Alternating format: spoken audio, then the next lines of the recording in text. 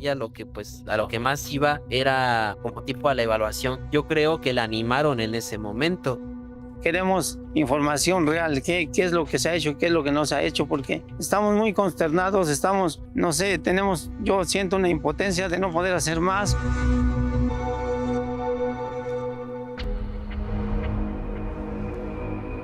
Aquí platicábamos de este caso ayer. Blanca Adriana fue a una clínica estética clandestina el lunes en Puebla. Desde entonces su familia no sabe absolutamente nada de ella. Hoy se informó de un hallazgo a varios kilómetros de ese lugar, en otro estado. ¿De qué se trata? Esta es la información. Yo quiero pensar que cuando iban sacando a mi mamá, pues tal vez ella iba inconsciente. No muerta ni nada así, probablemente inconsciente. Buscarla hasta que la encuentre. Buscarla porque es un infierno el que estoy viviendo como mamá. Solo quiero que aparezca y por favor, esa doctora que se la llevó, que me la regrese. 3 días después, desde la última vez que la familia de Blanca Adriana la vio con vida, todo indica que su cuerpo fue localizado esta mañana en Tlaxcala. El reporte preliminar de Fiscalía es que coincide en un 90%, pero falta que ellos hagan la confirmación oficial. Su cuerpo habría sido arrojado dentro de una zanja sobre la calle 4 Norte en la comunidad de Santiago. Estaba parcialmente sumergido en un canal de aguas negras. Según los primeros reportes, Blanca habría sido llevada desde Detox Clínica, ubicada en la capital de Puebla, hasta el municipio de Atlalzayanca.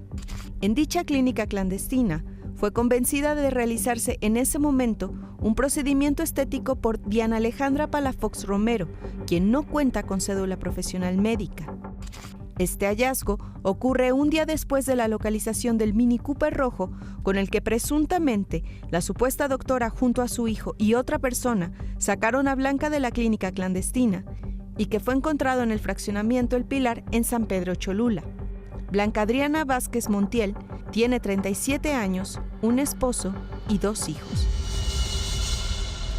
Hace un par de horas Imagen Noticias habló con Adrián, el hijo de Blanca, y nos comentó que hasta ese momento las autoridades no les habían dado ninguna información, nada, aunque escuchamos al secretario de Seguridad de Puebla dar detalles a los medios de comunicación de la mujer que se hacía pasar como doctora, su hijo y la otra persona que se ve en el video donde presuntamente suben a Blanca a un auto. No hay rastro. Tras darse a conocer el hallazgo de esta mañana, su familia se trasladó a la Fiscalía de Tlaxcala. Su madre dijo esto. Voy a hacer todo lo que está en mis manos, todo para que dos personas paguen lo que le hicieron a mi hija. Ahorita me ven que no puedo, pero ¿por qué no me conocen? Se metieron con la persona equivocada. Y esto no se va a quedar así. Hace unos instantes, la Fiscalía de Puebla informó que el cuerpo sin vida localizado hoy tiene las características físicas, vestimenta, incluso un tatuaje. Coincide con lo descrito, pues, de Blanca Adriana por su familia, sus señas particulares. Sin embargo, señalaron que van a esperar a los familiares de Blanca precisamente para que ellos realicen la identificación correspondiente. Así que vamos a seguir pendientes de este caso. Así iniciamos Imagen Noticias de jueves. Muy buenas tardes. Acompáñenos.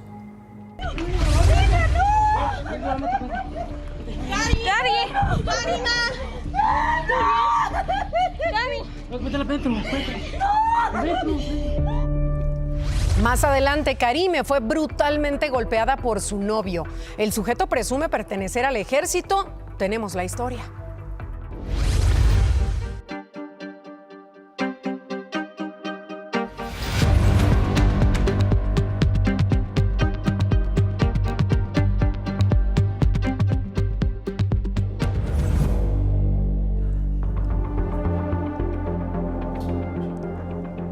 Así, sujetos encapuchados y armados encañonaron a un trabajador para asaltar una tienda en Puebla. Esto fue lo que pasó. Estos sujetos sometieron al empleado de un minisúper del fraccionamiento Lomas de Angelópolis en Puebla para llevarse la venta del día y mercancía. Todo comenzó cuando estos 4 tipos encapuchados y con cascos de motociclistas, 2 de ellos armados, entraron al negocio y encañonaron al encargado. Primero el ladrón de sudadera azul comenzó a embolsarse varias botellas de alcohol, mientras otros 2 cómplices amagaron al trabajador y el cuarto fue a revisar la parte trasera de la tienda. Los tipos le pasaron báscula al empleado y después abrieron la caja registradora para agarrar todo el efectivo. El ladrón que había ido a checar la parte trasera del negocio regresó y le señaló a uno de sus cómplices una bodega y le ordenó que la abriera. Tras esto, el sujeto regresó por el encargado y lo arrastró hasta la bodega. Otro tipo se fue detrás de ellos y se quedó con el trabajador, mientras el otro ratero regresaba para seguir embolsándose cosas. Luego de la caja registradora, siguieron con los cigarros, mientras el tipo de azul seguía guardándose varios pomos. De repente, un hombre de traje entró al mini super y pese a notar la presencia de los delincuentes, actuó como si no pasara nada y se puso a checar los refris con total tranquilidad. 2 de los sujetos amagaron con irse, pero recularon y regresaron a ver qué más les cabía en sus ya retacadas mochilas. Esto mientras el hombre de traje seguía tratando de escoger una bebida sin inmutarse por los rateros. Tras varios segundos, el tipo que estaba en la bodega con el empleado salió y al ver al tranquilo cliente lo encaró. Uno de los sujetos armados le apuntó y luego su cómplice se lo llevó a la bodega. Momentos después, el tipo de casco le dijo algo al hombre de traje y caminó hacia la salida detrás de los 4 rateros. Pero al intentar salir lo regresaron y tuvo que esperar a que se fueran. Este asalto armado ocurrió la madrugada de ayer en el fraccionamiento Lomas de Angelópolis, supuestamente uno de los más seguros y exclusivos de la ciudad de Puebla. Los dueños del negocio asaltado dijeron que la policía se tardó más de media hora en llegar al lugar y, como suele pasar en estos casos, hasta el momento no hay detenidos por el robo. Aquí en Tuxtla.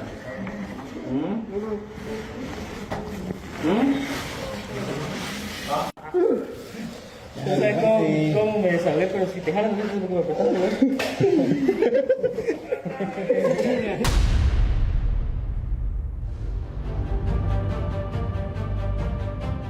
Esta fue la tortura de la que 2 hombres fueron víctimas por parte de policías de diferentes corporaciones en Tuxtla Gutiérrez, Chiapas. En el video se ve a 3 agentes cómo colocan una bolsa de plástico a un hombre sentado en un sillón, después otro hombre sometido con una bolsa negra en la cabeza, mientras 2 agentes de seguridad se ríen de lo que está pasando. ¿Y qué cree? Horas después de la difusión de este video, de estas imágenes, el fiscal de Chiapas, Jorge Luis Llave Abarca, informó que ya hay detenidos, 10 personas detenidas. Se trata de un subdirector, 3 agentes del Ministerio Público, un secretario y 5 policías. El fiscal agregó que la grabación fue hecha durante un operativo en conjunto que encabezó la propia dependencia el 14 de marzo.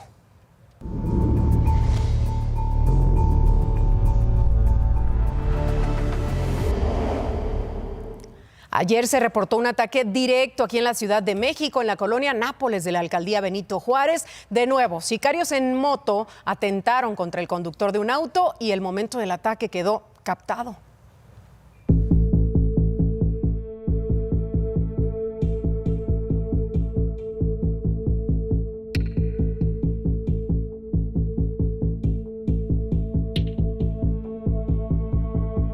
Así, sicarios en moto atentaron contra un automovilista en calles de la alcaldía Benito Juárez, en la Ciudad de México. Fue alrededor de las 8:10 de la mañana, cuando la tranquilidad de la calle Alabama, en la colonia Nápoles, se vio interrumpida.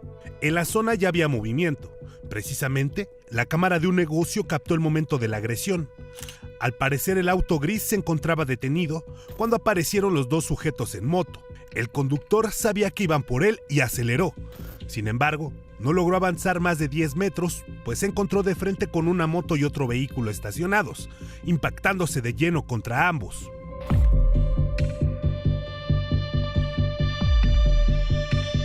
Este momento fue aprovechado por los sicarios, quienes, según testimonios, dispararon contra el conductor en más de 8 ocasiones, para luego huir a toda velocidad. Tras el ataque, una mujer salió para auxiliar a la víctima, quien seguía con vida. De inmediato, vecinos los ayudaron a bajarlo para trasladarlo a un hospital de la zona con varias heridas de bala.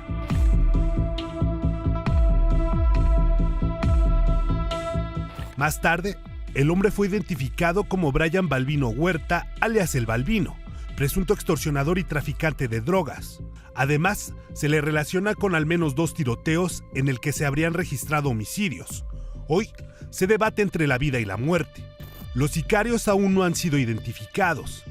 De acuerdo con el periodista Carlos Jiménez, los 2 sujetos abandonaron la moto en una casa de la alcaldía Álvaro Obregón, se cambiaron la ropa y se fueron en otro vehículo.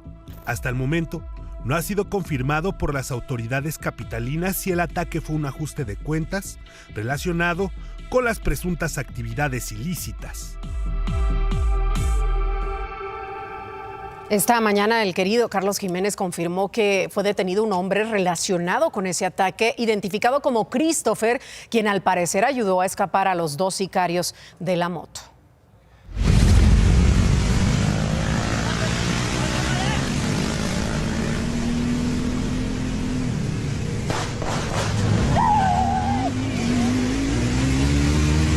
Sin importarle nada, este motociclista sacó un arma y disparó en pleno paseo de la Reforma. Iba manejando acompañado de una mujer y fue a la altura de la glorieta de Simón Bolívar, hacia la colonia Guerrero. Así decidió tirar al aire en varias ocasiones, sin importarle que estaba frente a las instalaciones de la Fiscalía Especializada en materia de delincuencia organizada. La policía capitalina precisó que esto ocurrió el 19 de mayo y aseguró que ya investiga los hechos y está rastreando al responsable. Y mire, la violencia sigue imparable en Sinaloa. Veamos estas imágenes, lo que ahí sucedió. Observe nada más ese momento.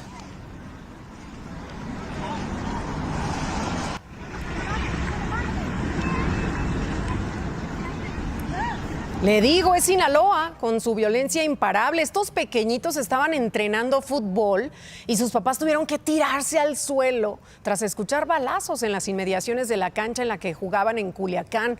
El ataque ocurrió en una casa cercana, ahí por el lugar. Eso provocó la movilización del Ejército Mexicano y corporaciones de seguridad municipal sin que se reportaran heridos. En otro punto de Culiacán, 2 hombres de 22 y 45 años fueron asesinados a balazos frente al estadio de béisbol de Los Tomateros. Esto fue anoche. Sujetos armados interceptaron a sus víctimas y les dispararon mientras viajaban en su auto. Hasta el momento no hay detenidos. La Fiscalía de Sinaloa dice que ya investiga, pero bueno, ¿cómo está Sinaloa en estos momentos? A ver, ya pasaron 22 días de que Estados Unidos acusó a Rubén Rocha, el gobernador, de presuntos vínculos con los Chapitos, y tras varias especulaciones, el secretario de Seguridad Federal, Omar García Harfuch, confirmó que Rocha Moya se encuentra en Sinaloa, que ahí está, afirmó que su localización no ha sido reservada. Escuchemos lo que dijo el secretario.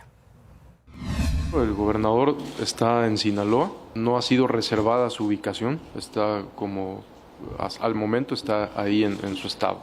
No cuenta con servicio de escolta de ninguna institución del gobierno de México, tiene policía estatal, hasta donde tenemos entendido, la escolta corre a cargo del estado. Pero a ver, pese a estas declaraciones, la presidenta Claudia Sheinbaum dijo que Rocha está en su casa, que continúa con el resguardo de guardias nacionales. También dijo desconocer si el senador Enrique Insunza también cuenta con protección de la Guardia Nacional.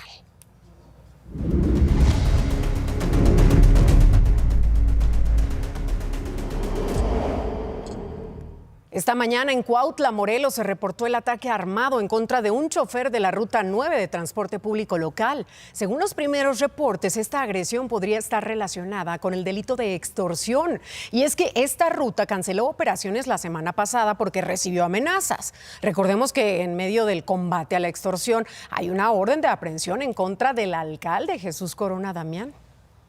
Y mire, precisamente ayer le di a conocer que en el contexto de la Estrategia Nacional contra la Extorsión, detuvieron a Agustín Toledano Amaro, alcalde de Atlatlaucan, también Irving Sánchez Zavala, exalcalde de Yecapixtla. Estos 2 personajes lo platicábamos aquí, pero la Fiscalía General de la República confirmó que estas detenciones están relacionadas con una posible infiltración criminal mediante el financiamiento de campañas políticas a nivel local.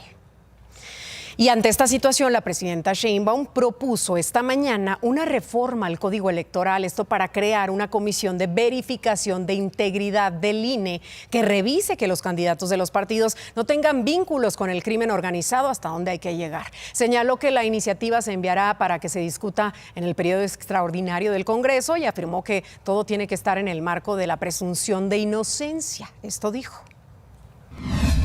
Y además son casos aislados, no es una cosa generalizada, son casos aislados. Pero es importante, si vamos a tener elección en el 2027, que se presente algún mecanismo que permita a los partidos políticos saber si una persona que se postula por el partido tiene o no algún antecedente. Y esta mañana el colectivo Mexicanos al Grito de Paz desplegó otra enorme manta en el Zócalo en la que exhibía a 12 funcionarios de la 4T señalados por sus posibles vínculos con el crimen organizado, pero como ya había pasado a inicios de este mes, un grupo de personas se las quitó y la destruyó. Ahí está el momento. Hoy la presidenta Sheinbaum se reunió, mire, en Palacio Nacional con el secretario de Seguridad de Estados Unidos, con Markwayne Mullin. Por la mañana adelantó que tratarían temas relacionados con la coordinación bilateral en materia de seguridad. Eso sí, descartó hablar sobre Sinaloa. Y mire, a esta reunión llegó también la secretaria de Gobernación, Rosa Isela Rodríguez. Lo hizo barriéndose a bordo de una motocicleta. Vea usted. Mire, aquí le conté de un hombre que le disparó a sangre fría a otro, ¿se acuerda? Ayer lo contábamos aquí. Y él se suicidó, se quitó la vida a plena luz del día en una transitada vía de la Ciudad de México. Imagen Noticias pudo platicar con un testigo que presenció los hechos. Aquí está.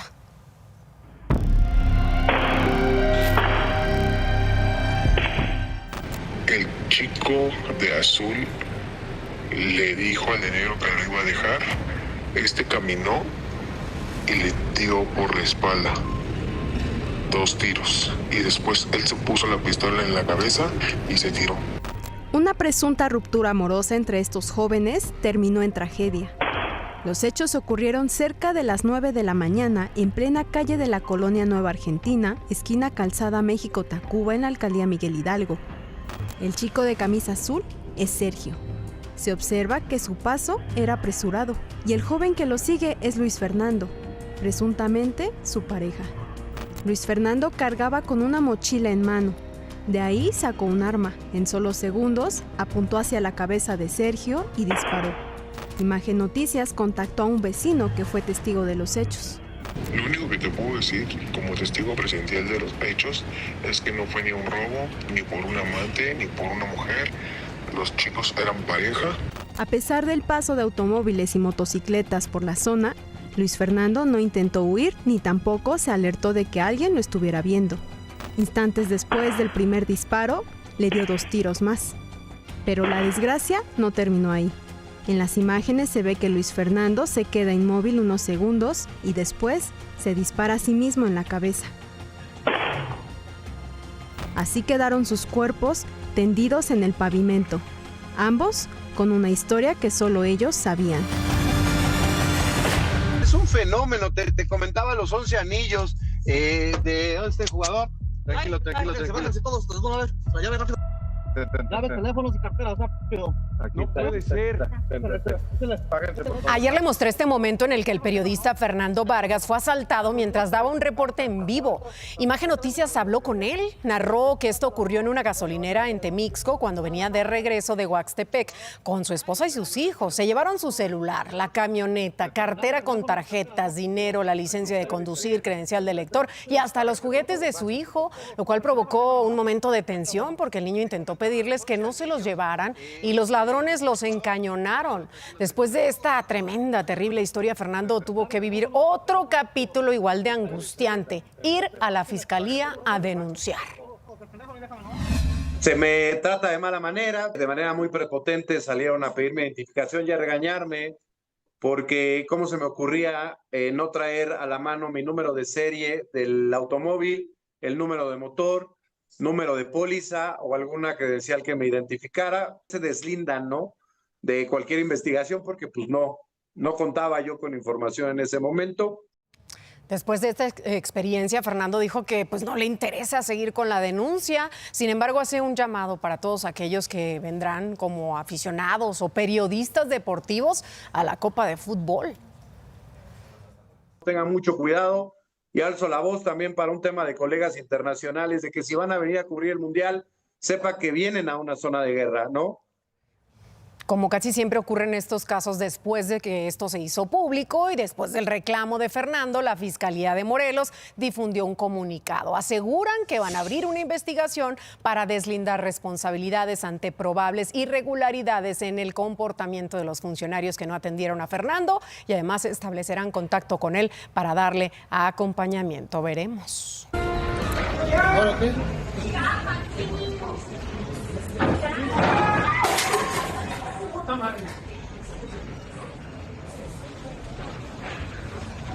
Faltan huevos, cabrón, es cierto.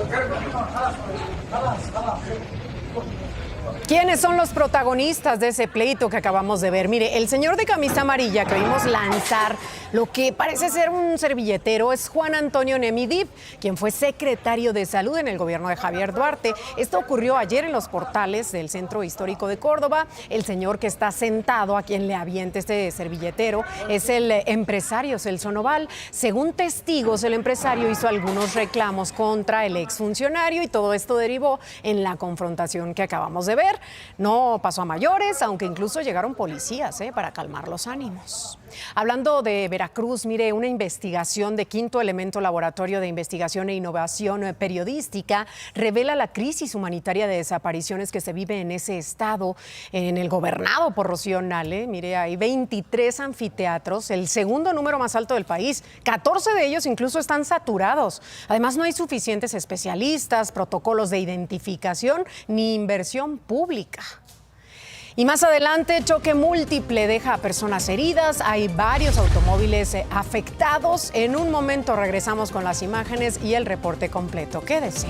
Ya son las 2:30 de la tarde y de esto también debe enterarse. En Tlaxcala hallaron en el municipio de Contla el cuerpo de Juana Margarita, la conductora de taxi por aplicación, reportada como desaparecida hace más de una semana. La mujer de 45 años fue vista por última vez la madrugada del 9 de mayo tras concluir un viaje en Apizaco. La COFEPRIS emitió un aviso de riesgo para alertar a la ciudadanía sobre 180 marcas de cigarros que se venden ilegalmente en el país. Señaló que la distribución y venta de estos productos se realiza sin cumplir los requisitos establecidos en la normatividad sanitaria mexicana. Y en Nigeria detuvieron a 3 mexicanos, esto durante el desmantelamiento del mayor laboratorio de metanfetamina en ese país, que estaba escondido en un bosque del estado de Ogún. Tras el operativo se recuperaron químicos valuados en más de 360 millones de dólares. Banco Multiva presentó.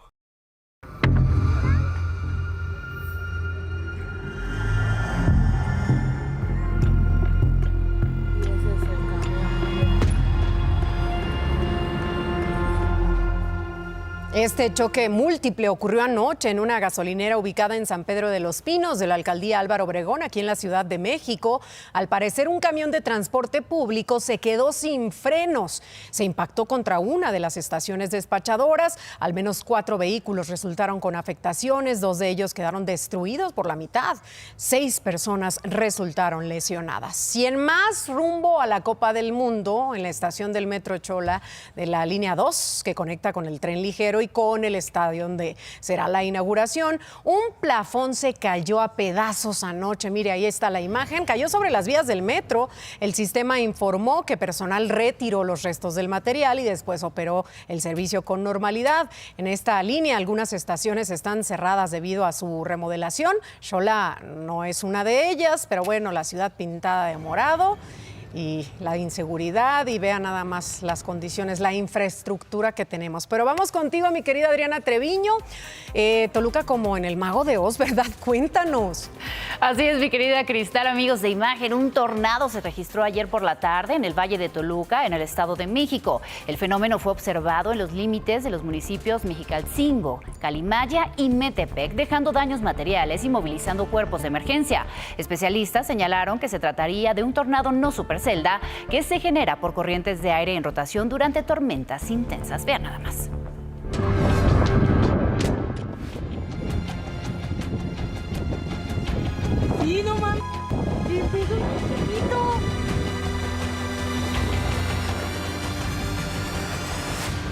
Habrá más lluvias en el país. Las más fuertes para hoy se esperan en Nuevo León, Tamaulipas, Chiapas, Oaxaca, Coahuila, San Luis Potosí, además de Querétaro, Hidalgo, Veracruz, Puebla, Tlaxcala, Guerrero y el Estado de México. Y en cuanto a las temperaturas, se pronostican máximas de hasta 45 grados en Sonora, Sinaloa, Nayarit, Jalisco, Michoacán, Guerrero, Oaxaca, Chiapas, Campeche y Yucatán. Y ahora les cuento que en Puerto Escondido, Oaxaca, miles de sardinas aparecieron en la orilla de la bahía principal. Especialistas señalan que este comportamiento podría deberse a la presencia de depredadores, cambios en las corrientes marinas o bajos niveles de oxígeno en el agua. El fenómeno generó asombro entre pescadores y visitantes de la zona. Hasta aquí la información de Nuestro Planeta. Cristal, regresamos contigo.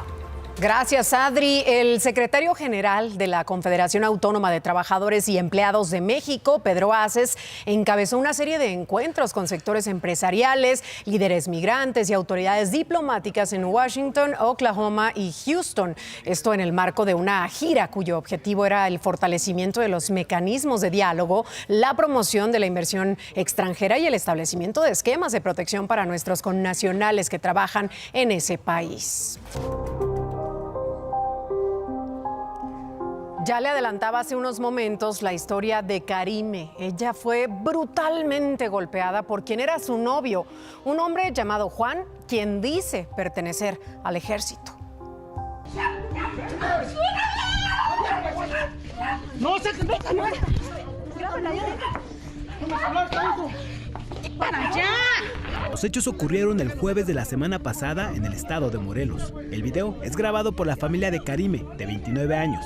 Denuncian que la joven recibió una paliza dentro de su propia casa por parte de Juan, su pareja, quien en redes sociales presume pertenecer al ejército y comparte fotos de su uniforme y armas. La familia de la joven intenta agarrarlo, pero él no se detiene. Karime queda inconsciente y su cuerpo cae al suelo de su casa, ubicada en la colonia Alta Palmira del municipio de Temisco.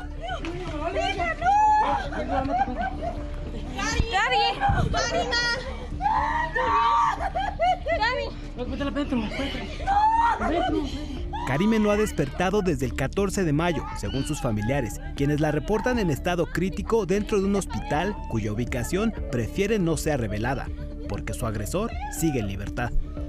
Ahorita mi hermana está en un estado crítico, todavía se encuentra mal. No está en coma. No, pero sí está grave, pues.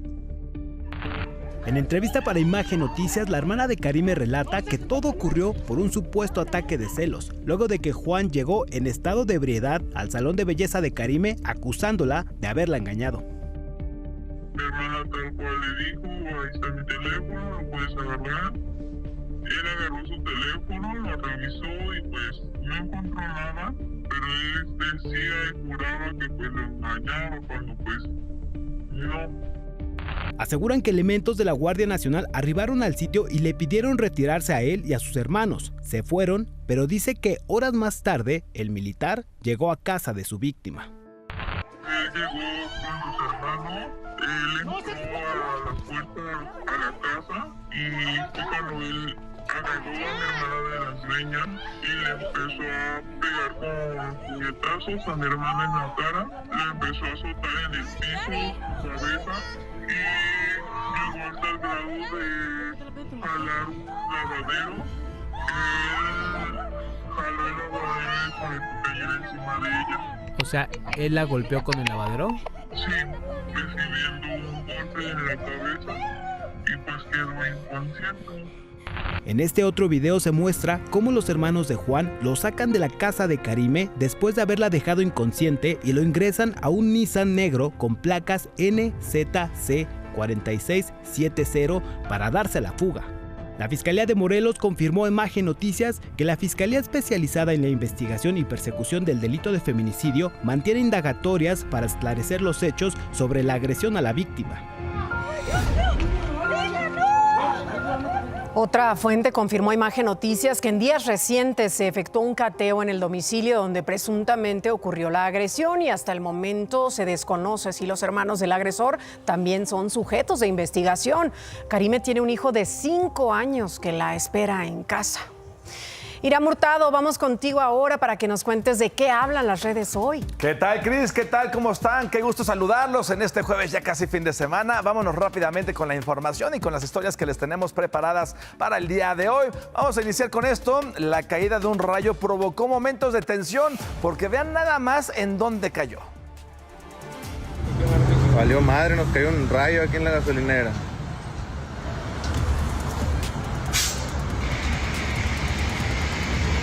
Tu madre sigue prendido, macizo. Imagínense las probabilidades para que este rayo haya caído en este lugar. El rayo cayó en las instalaciones de una gasolinera en Cajeme, Sonora. El impacto causó un incendio que los propios empleados tuvieron que controlar. Afortunadamente el accidente no pasó a mayores, pero causó evidentemente momentos de tensión entre la gente que se encontraba en este lugar. Vamos a dejar Sonora y vámonos a nuestro siguiente destino, porque este señor que pasaba por esta calle ni cuenta se dio de lo que ocurría detrás de él.